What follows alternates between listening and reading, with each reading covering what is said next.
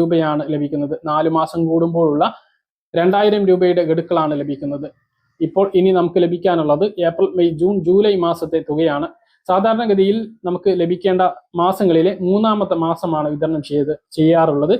ആ ഒരു കണക്കിന് ഈ 3ാമത്തെ മാസമാണ് ജൂൺ മാസം.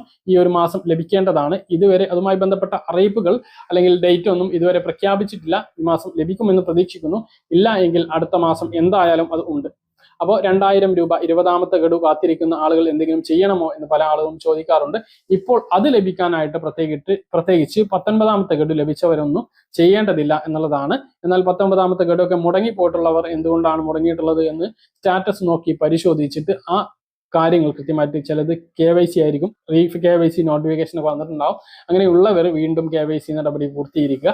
ഇല്ലാത്തവർ ഒന്നും ചെയ്യേണ്ടതില്ല. നിങ്ങൾ സ്റ്റാറ്റസ് സ്വന്തമായിട്ടൊന്ന് പരിശോധിക്കാൻ വേണ്ടിയിട്ട് ശ്രദ്ധിക്കുക.